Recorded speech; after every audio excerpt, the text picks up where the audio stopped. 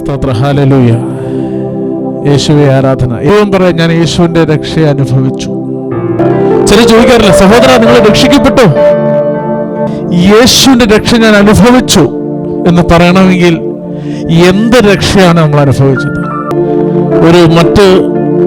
ഒരു കമ്മ്യൂണിറ്റിയിലുള്ള ഒരാൾ വന്ന് ചോദിക്കുകയാണ്, നീ രക്ഷിക്കപ്പെട്ടു അല്ലെങ്കിൽ രക്ഷ പ്രാപിച്ചു, യേശുവിന്റെ രക്ഷ അറിഞ്ഞെന്ന് പറഞ്ഞല്ലോ, എന്താണ് നീ അറിഞ്ഞ രക്ഷ?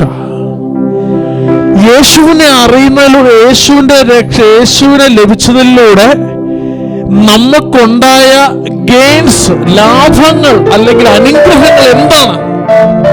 ഞാൻ പറഞ്ഞത്, ദൈവം യേശു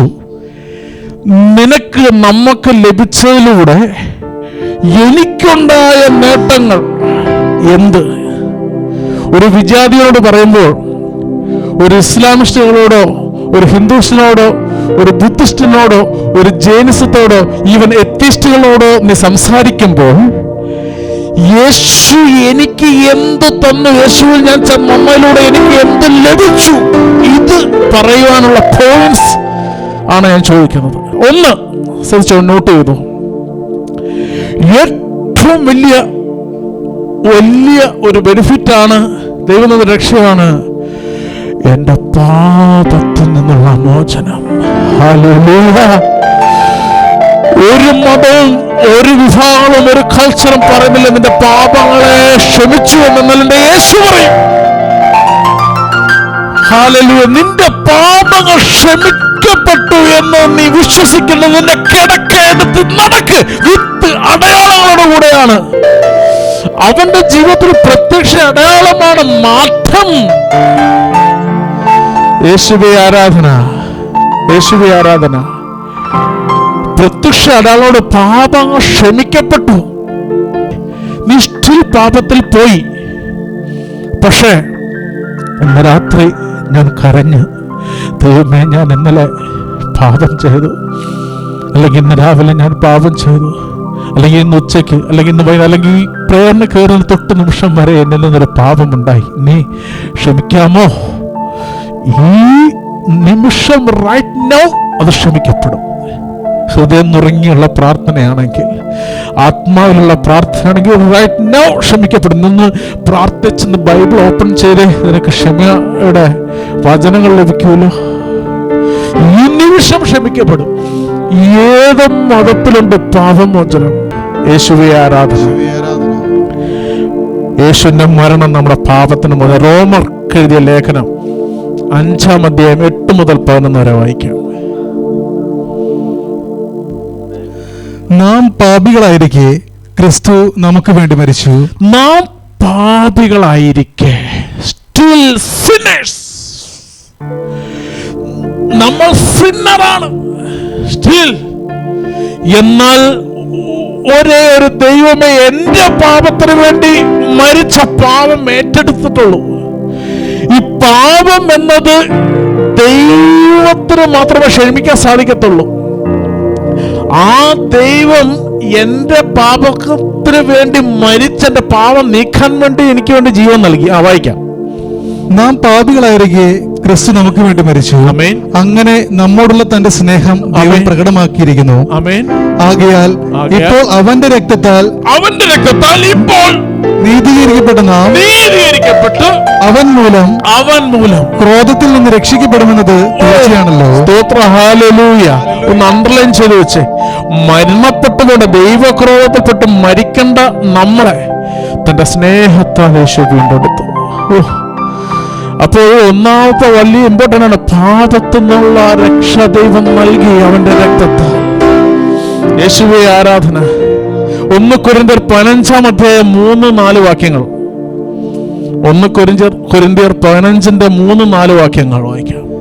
എനിക്ക് ലഭിച്ചത് സർവപ്രധാനമായി കരുതി ഞാൻ നിങ്ങൾക്ക് ഏൽപ്പിച്ചു തന്നു. ആമേൻ. വിശുദ്ധ ലിഖിതങ്ങളിൽ പറഞ്ഞിട്ടുള്ളതുപോലെ ക്രിസ്തു നമ്മുടെ പാപങ്ങൾക്ക് വേണ്ടി മരിക്കുകയും, ക്രിസ്തു എന്റെ പാപങ്ങൾക്ക് വേണ്ടി മരിച്ചു. ചോദിച്ചാൽ എന്റെ യേശു എനിക്ക് വേണ്ടി എന്റെ പാപങ്ങൾക്ക് വേണ്ടി കുഞ്ഞാട് അറുക്കപ്പെട്ടു. ഈ കുഞ്ഞാട് അറുക്കപ്പെടാതെ രക്തത്താൽ അല്ലാതെ പാപമോചനമില്ല. രക്തത്താൽ കഴുകപ്പെടണം. പാപത്തിന്റെ വേദന മരണം. മരണം മാറണമെങ്കിൽ മരണമിരിക്കുന്ന ജീവനിലാണ്. ജീവൻ കൊടുക്കാതെ അത് മാറത്തില്ല. ഞാൻ ചെയ്ത പാപം എന്റെ ജീവനിൽ ആധിപത്യം പുലർത്തി. ഈ ജീവൻ അന്ധകാരം കൊണ്ടുപോകും. അതിനെന്ത് ചെയ്യണം? ഞാൻ രക്തം കൊടുക്കണം. എന്റെ രക്തത്തിലാണ് ജീവൻ ഇരിക്കുന്നത്. ആ ജീവൻ എനിക്ക് വേണ്ടി യേശു നൽകി ആ രക്തം കൊണ്ട് എന്നെ കഴുകി. ഹല്ലേലൂയ.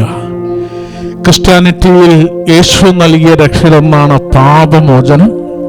അത് ക്രൂശിന്റെ മരണത്തിൽ, ആ യാഗത്താൽ, അത് പ്രത്യേകം ആ യാഗത്താൽ എൻ്റെ പാവങ്ങളെ ഏറ്റെടുത്ത് എന്നെ ഫ്രീ ആക്കി കഴുകി. കഴുകൽ നടക്കുന്നു. 2, പാവങ്ങൾ ക്ഷമിക്കപ്പെട്ട് ദൈവവുമായിട്ട് അനുരഞ്ജനപ്പെടുകയാണ് നമ്മൾ. സ്തോത്ര, ഹല്ലേലൂയ. ദൈവവുമായിട്ട് ചേരുകയാണ്. രക്തത്താൽ നമ്മൾ കഴുകപ്പെടുകയാണ്. 2, 3 പോയിന്റല്ല പറയുന്നത്. ആ പാപത്തിൽ നിന്നുള്ള രക്ഷയുടെ സബ് പോയിന്റാണ് ഞാൻ ഉദ്ദേശിക്കുന്നത്. 1, ക്രൂശിലെ മരണത്താൽ വിടുതൽ. 2, പാപമോചനത്താൽ യേശുവായിട്ട് അനുരഞ്ജനപ്പെടുന്നു. 3, യേശുവിന്റെ യാഗത്തിൽ വഴി അടിമത്തിൽ നിന്ന് നമ്മളെ വീണ്ടെടുക്കുകയാണ്, മരണത്തിന്റെ കെട്ടുകളിൽ നിന്ന്. സ്തോത്ര, ഹല്ലേലൂയ. നിയമത്തിന്റെ ശാപത്തിൽ നിന്ന് രക്ഷിക്കുകയാണ്. തിന്മകളും നമ്മളെ മോചിപ്പിച്ച് ദൈവം നമുക്ക് ബലിയായി മാറുകയാണ്. അങ്ങനെ ഒന്നാമത്തെ രക്ഷ നമ്മൾ പറയുമ്പോൾ മെയിനായിട്ട് പറയാം പാപത്തിൽ നിന്നുള്ള രക്ഷ. സ്തോത്ര, ഹല്ലേലൂയ. രണ്ടാമത്തെ വലിയ ഒരു രക്ഷയാണ് മരണത്തിൽ നിന്ന് വിടുവിച്ച് നിത്യമായ ഒരു നിത്യത നമുക്ക് നൽകിയ. മരണത്തിൽ നിന്ന് എറ്റേണൽ ലൈഫ് ഉണ്ട്, എറ്റേണൽ ഡെത്തും ഉണ്ട്. എറ്റേണൽ ഡെത്ത് എന്ന് പറഞ്ഞാൽ നിത്യമായ മരണം. ഭൗതിക മരണമുണ്ട്, നിത്യമായ മരണമുണ്ട്. ഭൗതിക മരണം മനുഷ്യ എല്ലാവരും വിചാരിക്കട്ടെ, ജനിച്ചു കഴിഞ്ഞാൽ എല്ലാവനായാലും മരിക്കണം, എല്ലാവരും മരിക്കും. ശരി തന്നെയാണ്. ആ മരണത്തിൽ തന്നെയും പ്രത്യേകതയുണ്ട്. നീ പാപത്തിൽ മരിക്കുന്നവനുണ്ട്, നീ അനുഗ്രഹത്തിൽ ക്രിസ്തുവിനോട് ചേർക്കപ്പെടുന്നതുകൊണ്ട്, ക്രിസ്തുവിൽ ചേർക്കപ്പെടുന്നത്. ഇനി അതിനുശേഷമോ ഡെത്ത് ആഫ്റ്റർ ഡെത്ത് ഉണ്ട്, പെർമനന്റ് ഡെത്ത്, എറ്റേണൽ ഡെത്ത്. ഈ അവസ്ഥയിൽ നിന്ന് ഇപ്പൊ നമുക്കറിയാം, ഓരോ റീസെന്റ് ഇഷ്യൂ ഇവിടെ വായിക്കുമ്പോൾ നമ്മളെല്ലാം, ഓരോ വ്യക്തികളെല്ലാം നിത്യതയിൽ ചേരാൻ വേണ്ടിയിട്ടാണ് ശ്രമിക്കുന്നത്. സമാധിയും പരിപാടിയെല്ലാം പ്ലാൻ ചെയ്താണ് നിത്യതയിൽ ലഭിക്കുവാൻ. എന്നാൽ ദൈവം പറയുന്നത് നമുക്കൊരു ഉറപ്പ് ദൈവം തന്നിട്ടുണ്ട്. ക്രിസ്തീയ വിശ്വാസിയെ, നമുക്ക് ആ രക്ഷയുടെ രണ്ടാമത്തെ രക്ഷയുടെ പോയിന്റ് ഇതാണ്. ക്രിസ്തീയ വിശ്വാസിയെ, നിന്റെ മരണം എന്നത് എങ്ങനെയാണ്? നീ ക്രിസ്തു മരിച്ചു ഉയർത്തെഴുന്നേറ്റതുപോലെ, പുനരുദ്ധാനം പ്രാപിച്ച പോലെ യേശു വിശ്വസിക്കുന്ന ഒരുവൻ, പുനരുദ്ധാനവും ജീവനും സ്ത്രീയെ ഞാൻ തന്നെയാണ്, എന്നിൽ വിശ്വസിക്കുന്നവൻ മരിച്ചാലും ജീവിക്കും. I am the resurrection and I am the life. എന്നിൽ വിശ്വസിക്കുന്നവൻ മരിച്ചാലും ജീവിക്കുമെന്ന്. നിത്യമായ ഒരു ജീവൻ, നാശകരമായ മരണത്തിൽ നിന്നാണ് നിന്നെ വിടുവിച്ചത്. യേശുവേ ആരാധന. 1 കൊരിന്ത്യർ 15-ാം അധ്യായം 20 മുതൽ 22 വരെയുള്ള വാക്യങ്ങൾ. നിദ്ര പ്രാപിച്ച എല്ലാവരുടെയും ആദ്യ ഫലമായി ക്രിസ്തു മരിച്ചവരുടെ ഇടയിൽ നിന്ന് ഉയർപ്പിക്കപ്പെട്ടു. ക്രിസ്തു ഉയർത്തെഴുന്നേൽപ്പിക്കപ്പെട്ടു. ഒരു മനുഷ്യൻ വഴി മരണമുണ്ടായതുപോലെ ഒരു മനുഷ്യൻ വഴി പുനരുത്ഥാനവും ഉണ്ടായി. യേശുവിന്റെ പുനരുത്ഥാനം നമുക്കും പുനരുത്ഥാനം തരികയാണ്. അവൻ വഴി, അവൻ പുനരുത്ഥാനം ചെയ്തുകൊണ്ട് ഒരു തെളിവാണ് നാമും അവനെ പോലെ പുനരുത്ഥാനം ചെയ്യപ്പെടും. ആദത്തിൽ എല്ലാവരും മരണാധീനരാകുന്നത് പോലെ ക്രിസ്തുവിൽ എല്ലാവരും പുനർജീവിക്കും. ക്രിസ്തുവിൽ എല്ലാവരും പുനർജീവിക്കും. അപ്പോൾ ഒരുവനോട്, ക്രിസ്തുവിൽ വിശ്വസിക്കുന്ന ഒരുവനോട് നമുക്ക് തന്ന രക്ഷ ഇതാണ്. നമുക്ക് മരണം എന്ന് പറയുന്നത് ഒരു കടന്നുപോക്ക് മാത്രമാണ്. നിത്യമായ ജീവിതത്തിലേക്ക് ഒരു പുനരുത്ഥാനം, റെസറക്ഷൻ ദൈവം നമുക്ക് തരാം. ക്രിസ്തീയ വിശ്വാസിയെ നീ പുനരുത്ഥാനം ചെയ്യേണ്ടവനാണ്. സ്തോത്ര, ഹല്ലേലൂയ. യേശുവേ ആരാധന. യേശുവേ ആരാധിക്കുന്നു. നിത്യജീവൻ നിനക്കായിട്ട് നമുക്ക് ഒരുക്കി വെച്ചേക്കുക. യേശുവേ ആരാധിക്കുന്നു. യോഹന്നാന്റെ സുവിശേഷം 3:16.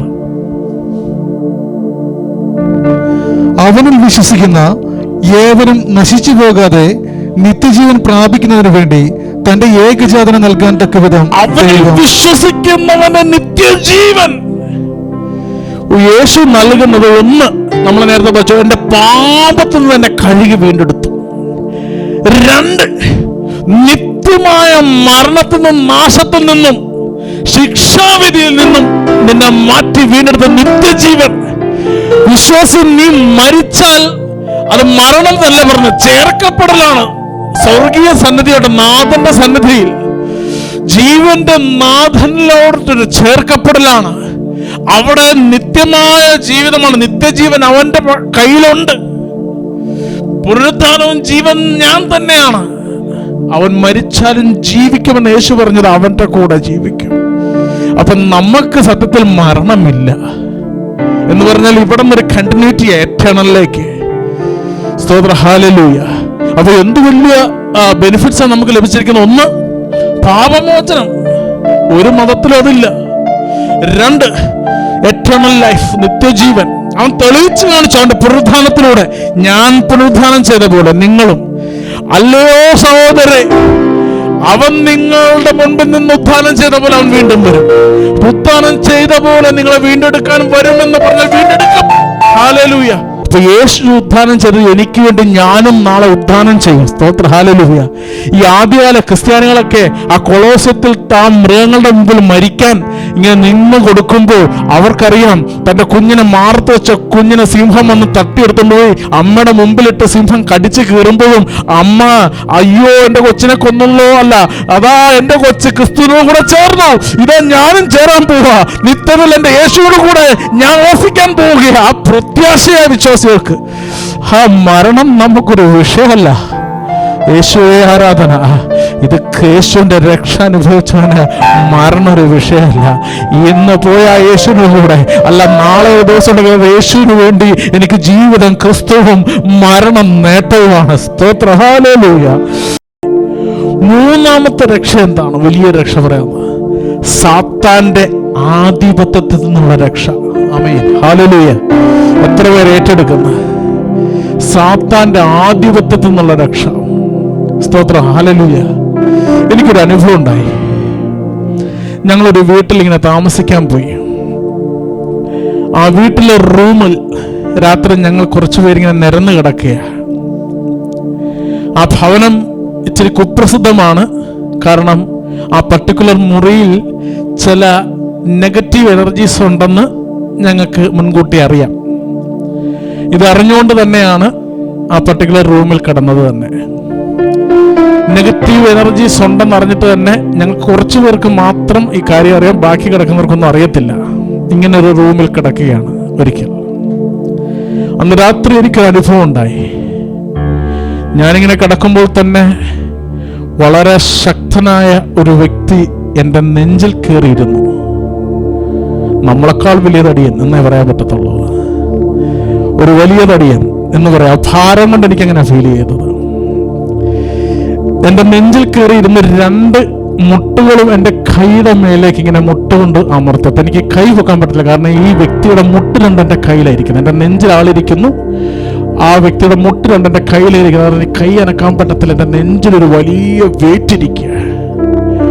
ആ ശക്തനായ മനുഷ്യന്റെ രണ്ട് ഉരുക്ക് കൈകളും എൻ്റെ കഴുത്തിൽ ഇങ്ങനെ ഞെക്കി പ്രസ് ചെയ്ത് തറയിലാണ് ഞാൻ കിടക്കുന്നത്, പായലാണ് കിടക്കുന്നത്. പായലിങ്ങനെ ഞെക്കി അങ്ങോട്ട് വെച്ചു.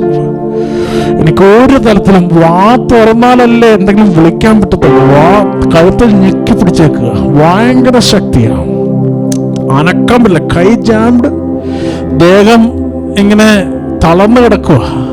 ഒരു അവസ്ഥ നമുക്കറിയാം, ഈ ക്വാഡ്രാപ്ലജിക് തന്നെ തളർന്നു കിടക്കുന്ന അവസ്ഥ. കഴുത്തിൽ ഇങ്ങനെ പിടിച്ചേക്കുക. ഞാൻ പെട്ടെന്ന് എൻ്റെ ബോധം ഉണർന്നു. ഞാൻ ഉറക്കത്തിൽ നിന്ന് എഴുന്നേറ്റു. ഈ ഫീൽ എൻ്റെ ദേഹത്തിരിക്കുക. എൻ്റെ ശക്തനായ ഒരു വ്യക്തി എന്നെ, നമ്മൾ വിചാരിക്കുന്ന ശക്തിയല്ല കേട്ടോ, മനുഷ്യന്റെ ശക്തിയല്ല, അത് വേറെ ഒരു വൈൽഡ് പവറാണ്. അത് മനുഷ്യന്റെ ചിന്തയ്ക്ക് അപ്പുറമാണ് ആ പവർ. നമുക്കതിനെ എതിർക്കാൻ പറ്റാത്ത, എന്താ പറയുക, കായിക ബലത്തിൽ അതിനെ ജയിക്കാൻ പറ്റത്തില്ല. നമുക്കറിയാം, ലഗിയോനെ ബാധിച്ചവൻ ചങ്ങല വലിച്ചു പൊട്ടിക്കുമെന്നറിയാലോ എന്ന് പറഞ്ഞ പോലെ അത് മനുഷ്യശക്തിയേക്കാൾ അപ്പുറമാണ്. ഇതിങ്ങനെ ഇരിക്കുക, പെട്ടെന്ന് കഴുത്തിലെ പിടി എപ്പോഴൊന്ന് ലൂസായപ്പോ ഞാൻ യേശുവിന്റെ നാമത്തിൽ പറഞ്ഞതേ ഉള്ളൂ, ഓ വെയിറ്റിംഗ് അദ്ദേഹം അഴിഞ്ഞങ്ങോട്ട് ഇറങ്ങിപ്പോയി. ഹല്ലേലൂയ. പക്ഷെ ഞാൻ വിചാരിച്ചറിയോ, വെറും നിസ്സാരണം പായുമായ ഞാൻ യേശുവിന്റെ നാമം പ്രയോഗിച്ച് പഴിഞ്ഞുപോയി. സാത്താന്റെ ആധിപത്യത്തിൽ നിന്ന് നിനക്ക് മോചനം by Jesus Christ. നിന്റെ യേശുവിന്റെ നാമത്തിൽ നിന്ന് പറഞ്ഞൊരു ശാസന ശക്തൻ അഴിഞ്ഞുപോയി. എന്റെ യേശുവിന് എനിക്ക് ലഭിച്ചതുണ്ടല്ലോ, ആരിലും വലിയവൻ, അവനാരിലും വലിയ എന്നെ ശക്തനാക്കുന്നവനിലൂടെ രാത്രി ദൈവം നിന്നെ ശക്തി എന്ന് പറഞ്ഞാൽ നിന്റെ ഭവനത്തിലുള്ള അന്ധകാരങ്ങളുടെ ആധിപത്യങ്ങൾ ഇന്ന് രാത്രി നീ പ്രാർത്ഥിച്ച് പുറത്താക്കണമെന്ന്. കാരണം യേശുവിന്റെ രക്ഷ നിനക്ക് തന്നിരിക്കുക, അന്ധകാരത്തിൽ നിന്നുള്ള മോചനം. ഹല്ലേലൂയ. കൊലോസ്യർ 2:15 കൊലോസ്യർ 2:15 ആധിപത്യങ്ങളെയും അധികാരങ്ങളെയും അവൻ നിരായുധമാക്കി. അവൻ കുരിശിൽ അവയുടെ മേൽ വിജയം ആഘോഷിച്ചുകൊണ്ട് അവയെ പരസ്യമായി അവഹേളന. അധികാരങ്ങളും വാഴ്ചകളും ആധിപത്യങ്ങൾ സാത്താന്റെ സേനയാണത്. അവരുടെ പവറാണ് അധികാരങ്ങൾ, ആധിപത്യങ്ങൾ, വാഴ്ചകൾ. ഈ സാത്താന്റെ കിങ്ഡംസ് ആണ് അതൊക്കെ. അധികാരങ്ങളെ വാഴ്ചകളെ അവൻ ക്രൂശിൽ ആധിപത്യം ഉറപ്പിച്ച. നിങ്ങൾ വായിക്കാം. ആധിപത്യങ്ങളെയും അധികാരങ്ങളെയും അവൻ നിരായുധമാക്കി. അവൻ കുരിശിൽ അവയുടെ മേൽ വിജയം ആഘോഷിച്ചുകൊണ്ട് അവയെ പരസ്യമായി അവഹേളനമായിട്ട് സാത്താനെ അവഹേളിച്ചു കളഞ്ഞു. അവയുടെ മേൽ അധികാരം അവന് ലഭിച്ചു. സ്തോത്രം. അത് നമ്മുടെ വിടുതല. യേശുവിന്റെ രക്ഷ സഹോദരങ്ങളെ, കർത്താവ് പ്രിയരെ, നിങ്ങളുടെ മേൽ ഇറങ്ങി വന്നിട്ടുണ്ടെങ്കിൽ, നിങ്ങളുടെ ഭവനത്തെ അധികാരങ്ങളും വാഴ്ചകളും ആധിപത്യം വെച്ചിട്ടുണ്ടെങ്കിൽ യേശുവിന്റെ നാമത്തിൽ ശ്വാസിച്ചോണം അഴിഞ്ഞു പോറാൻ. കാരണം നമ്മുടെ യേശു അതിനെല്ലാം പരസ്യമായി അവഹേളിച്ചതാ. ഹെബ്രായർക്ക് ലേഖനം 2-ാം അധ്യായം 14-15. The book of Hebrews chapter 2 verse 14 and 15. മക്കൾ ഒരേ മാംസത്തിലും രക്തത്തിലും ഭാഗഭാഗികളാകുന്നത് പോലെ അവനും അവയിൽ ഭാഗഭാക്കായി. അത് മരണത്തിന്മേൽ അധികാരമുള്ള പിശാചിനെ തന്റെ മരണത്താൽ നശിപ്പിച്ച് യേശുവിന്റെ മരണത്താൽ നശിപ്പിച്ചു. മരണഭയത്തോടെ ജീവിതകാലം മുഴുവൻ അടിമത്തത്തിൽ കഴിയുന്നവരെ രക്ഷിക്കുന്നതിന് വേണ്ടിയാണ്. ഹല്ലേലൂയ. എനിക്ക് യേശു ഇല്ലായിരുന്നെങ്കിൽ, നീ ക്രിസ്തീയ കുടുംബത്തിൽ തന്നെ ആയിക്കോട്ടെ നീ ജനിച്ചത്, നീ വലിയ കുടുംബത്തിലൊക്കെയാണ് ജനിച്ചത്, പക്ഷേ പാപം നീ ചെയ്തത് കൊണ്ട് നീ മരണത്തിലാ, നിനക്ക് ശിക്ഷയാ, ടോർമെന്റേഷനാ. ഒന്നുകൂടെ വചനം വായിക്കാം. മരണത്തിന്റെ മേൽ അധികാരമുള്ള പിശാചിനെ മരണത്തിനുള്ള അധികാരമുള്ള പിശാചിനെ തന്റെ മരണത്താൽ നശിപ്പിച്ച് മരണഭയത്തോടെ ജീവിതകാലം മുഴുവൻ. പാപത്തിൽ കിടന്നാൽ എനിക്ക് ഉറപ്പാണ് മരണമാണ്, നിത്യമരണം. എന്നാൽ എന്റെ നിത്യമരണത്തെ യേശു നീക്കി തന്റെ കാൽവരിൽ മരണത്താൽ കുഞ്ഞാട് എനിക്ക് വേണ്ടി അറക്കപ്പെട്ടു. ആ രക്തത്താൽ എനിക്ക് മോചനം ലഭിച്ചതുകൊണ്ട് എന്റെ പാപങ്ങളെ കഴുകി. പാപത്തിന്റെ വേദന മരണമാണ്. എന്റെ പാപത്തെ കഴിയപ്പെട്ട് മരണം പോയി. ഹല്ലേലൂയ. അവൻ എന്നെ കഴുകി, അവൻ എന്നെ ശുദ്ധീകരിച്ചപ്പോൾ, ആമേൻ, ഹല്ലേലൂയ. സാത്താന്റെ ആധിപത്യം എന്റെ മേൽ, സാത്താൻ എന്നെ ആക്സിഡന്റിൽ കൊല്ലാൻ നോക്കി, എന്റെ ഭവനത്തിൽ പ്രശ്നം ഉണ്ടാക്കാൻ നോക്കി. അവന്റെ അധികാരങ്ങൾ, വാഴ്ചകൾ, കലഹങ്ങൾ, അന്ധകാര പിശാചുകൾ ഭവനത്തിൽ കയറിയിറങ്ങി രോഗം വിതയ്ക്കാൻ, ശാപങ്ങളെ ഇടാൻ, കണ്ണുനീരിന്റെ കെട്ടുകളിട്ട് എന്റെ ഉയർച്ച തടയാൻ ശ്രമിച്ചപ്പോൾ യേശുവിന്റെ രക്ഷയ്ക്ക് വന്നു. എന്റെ ഭവനത്തിൽ നിന്ന് കണ്ണുനീരിന്റെ ശാപങ്ങൾ അഴിഞ്ഞുപോയി. എന്റെ ഭവനത്തിൽ രോഗക്കെട്ടുകൾ അഴിഞ്ഞുപോയി. എന്റെ ഭവനത്തിന്റെ കടബാധയുടെ കെട്ടുകൾ അഴിഞ്ഞുപോയി. എന്റെ ഭവനത്തിൽ ശാപത്തിന്റെ കെട്ടുകൾ അഴിഞ്ഞുപോയി. മരണത്തിന്റെ നിഴലിൽ നിന്ന് എടുത്തു മാറ്റി എന്നെ ഫ്രീ ആക്കി. ഇത് ഏത് മതം തരും? ഈ രക്ഷ ആര് തരും? എല്ലാവരും മതങ്ങളും നിന്നെ അന്ധകാരത്തിന്റെ കെട്ടുകൾ ഇടുമ്പോൾ നിന്റെ അന്ധകാരത്തിന്റെ ചങ്ങലകളെ അഴിച്ച് നിന്നെ സ്വതന്ത്രനാക്കി നിന്റെ ഭവനത്തെ അനുഗ്രഹിക്കുന്നതാണ് യേശു. ഈ രക്ഷ അറിഞ്ഞ കരങ്ങൾ ഉയർത്തി സൂചിച്ച് യേശുവെ ആരാധന. സാത്താന്റെ കെട്ടുകളിൽ നിന്ന് വിടുവിച്ച ദൈവമുണ്ട്. ഹല്ലേലൂയ. അന്ധകാരത്തിൽ നിന്ന് വിടുവിച്ചൊരു ദൈവമുണ്ട്. ഹല്ലേലൂയ. യേശുവെ ആരാധന. അന്ധകാരത്തിന് കൊലോസ്യർക്ക് ലേഖനം 1-ാം അധ്യായം 13-14. അന്ധകാരത്തിന്റെ ആധിപത്യത്തിൽ നിന്ന് അവിടെ നിന്ന് വിമോചിച്ചു. ഭവനത്തിൽ അന്ധകാരത്തിന്റെ ആധിപത്യം ഒരു തലമുറയായിട്ട് അവിടുന്ന് നീ രക്ഷയറിഞ്ഞപ്പോൾ, നമ്മൾ യേശുവിന്റെ രക്ഷയറിഞ്ഞപ്പോൾ അന്ധകാരത്തിന്റെ ആധിപത്യത്തിൽ നിന്ന് യേശു നമ്മളെ വിടുവിച്ചു. ആധിപത്യം ആധിപതിയായിട്ട് വാഴുക. ഈ ആധിപത്യത്തെ യേശു മാറ്റി. യേശുവിന്റെ രക്ഷ സാത്താനിൽ നിന്ന് വിടുവിച്ച്, ഇരുട്ടിൽ നിന്ന് വിടുവിച്ച്. വായിക്കാം. അന്ധകാരത്തിന്റെ ആധിപത്യത്തിൽ നിന്ന് അവിടെ നിന്ന് നമ്മെ വിമോചിപ്പിച്ചു. അവിടുത്തെ പ്രിയപുത്രന്റെ രാജ്യത്തിലേക്ക് നമ്മെ ആനയിക്കുകയും ചെയ്തു. അന്ധകാരത്തിൽ നിന്ന് വിടുവിച്ച് ദൈവത്തിന്റെ രാജ്യത്തിലേക്ക് നമ്മളെ ആനയിക്കുകയാണ് യേശുവിന്റെ രക്ഷ. സ്തോത്രം. ഹല്ലേലൂയ. അവനിലാണല്ലോ നമുക്ക് രക്ഷയും പാപമോചനം ലഭിക്കുന്നത്. രക്ഷയും പാപമോചനമല്ല, അതൊക്കെ നോട്ട് ചെയ്ത് വെക്കണം. യേശുവിന്റെ രക്ഷ 1 പാപമോചനം, 2 മരണത്തിൽ നിന്ന്, 3 സാത്താന്റെ ആധിപത്യത്തിൽ നിന്ന്, ഇനി 4 ദൈവവുമായിട്ടുള്ള വ്യക്തിപരമായ ബന്ധം, പേഴ്സണൽ റിലേഷൻഷിപ്പ്. മക്കളായി ഏറ്റെടുക്കപ്പെട്ടു, മക്കളായി വീണ്ടെടുക്കപ്പെട്ടു. പണ്ട് നീ പാപിയ, ഇന്ന് മകനായിട്ടാ, മകളായിട്ടാ. റോമർക്കെഴുതിയ ലേഖനം 8:14. ദൈവാത്മാവിനാൽ നയിക്കപ്പെടുന്നവരെല്ലാം ദൈവത്തിന്റെ പുത്രന്മാരാണ്. ദൈവത്തിന്റെ പുത്രന്മാരാണ്, ദൈവാത്മാവിനാൽ ലഭിച്ചവർ. അടുത്തത്, നിങ്ങളെ വീണ്ടും ഭയത്തിലേക്ക് നയിക്കുന്ന അടിമത്തത്തിന്റെ ആത്മാവിനെയല്ല. നീ ഭയത്തിൽ ശാപത്തിൽ കിടക്കാനല്ല. കണ്ണടച്ചാൽ ഇരുട്ടല്ല. ഭാവി എന്താവും, ആൻസൈറ്റി അല്ല. കുഞ്ഞുങ്ങൾ എന്താവും, വിദ്യാഭ്യാസം എന്താവും, ജോലി എന്താവും, ഭവനം എന്താവും, ആൻസൈറ്റി അല്ല. പിന്നെയോ, മറിച്ച് പുത്രസ്വീകാരത്തിന്റെ ആത്മാവിനെയാണ് നിങ്ങൾ കൈകൊണ്ടിരിക്കുന്നത്. മക്കളായിട്ട് വീണ്ടെടുക്കപ്പെട്ടു. ഇത് മക്കൾക്കുള്ള അപ്പമാ. അപ്പം മക്കൾക്കുണ്ട്, അത് അപ്പം കൊടുക്കുന്നതാ. യേശുവേ ആരാധന. അവനിൽ വിശ്വസിക്കുന്ന ഒരുവരെ നശിച്ചു പോയിട്ടില്ല. നീതിമാന്റെ മക്കൾ വിശന്നിരിക്കുന്ന ഒരു നാളും കണ്ടിട്ടില്ല. സിംഹക്കുട്ടികൾ വിശന്ന് പറഞ്ഞേക്കാം, പക്ഷെ നീതിമാന്റെ മക്കൾ വിശന്നിരിക്കത്തില്ല. ഈ ആത്മാവ് മൂലമാണ് നാം ആഭാ പിതാവ് വിളിക്കണമെങ്കിൽ പുത്രസ്വീകാരത്തിന് ആത്മാവ് നിന്നിൽ ഉണ്ടാകണം. അടുത്ത എന്നാന്നറിയോ, പരിശുദ്ധാത്മാവിന്റെ വാസസ്ഥലമായി മാറുക. അത് ഈ പോയിന്റ് തന്നെയുള്ളത്. ദൈവവുമായിട്ടുള്ള വ്യക്തിപരമായ അടുപ്പത്തിൽ 2 കാര്യങ്ങളാണ് സംഭവിക്കുന്നത്. ഒന്ന്, നീ പുത്രനായിട്ട്, പുത്രിയായിട്ട്, മക്കളായിട്ട് നിന്നെ വീണ്ടെടുക്കും. അതിൽ തന്നെ പറയുകയാണ്, വീണ്ടും പറയുകയാണ്, നീ പരിശുദ്ധാത്മാവിന്റെ വാസസ്ഥലം, നിന്നിലേക്ക് തൃത്വം വന്ന് വസിക്കുക. നമ്മളിൽ ഇറങ്ങി വന്ന് വസിക്കുന്ന ഒരു ദൈവം എവിടെയുണ്ട്? ദൈവം ഒരുവരിൽ ഇറങ്ങി വന്ന് വസിക്കുമെന്ന് പറഞ്ഞാൽ എത്ര ഡിവൈൻ അനുഭവം അറിയോ. ഏത് പർദീസ ഭൂമിയിലേക്ക് ഇറക്കി തന്നേക്കുക. യെസ്, ഞാൻ ഇവിടെ നിങ്ങളുടെ കൂടെ ഉണ്ട്. ദൈവരാജ്യം നിങ്ങളുടെ കൂടെ വസിക്കുന്നു. ഇപ്പോഴും മനുഷ്യരുടെ കൂടെ വസിക്കാൻ, മനുഷ്യരുടെ കൂടെ നടക്കുവാൻ, മനുഷ്യരോട് സംസാരിക്കുവാൻ, മനുഷ്യരുടെ ഉള്ളിൽ വസിക്കുവാൻ ഇഷ്ടപ്പെടുന്ന ഒരു ദൈവമാണ് നമ്മുടെ ദൈവം.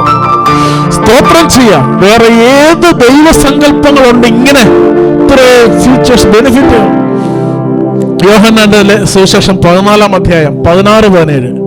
ഞാൻ പിതാവിനോട് അപേക്ഷിക്കുകയും എന്നേക്കും നിങ്ങളോട് കൂടെ ആയിരിക്കുവാൻ, എന്നേക്കും ആയിരിക്കുവാൻ മറ്റൊരു സഹായകനെ അവിടെ നിങ്ങൾക്ക് തരും. ഹല്ലേലൂയ.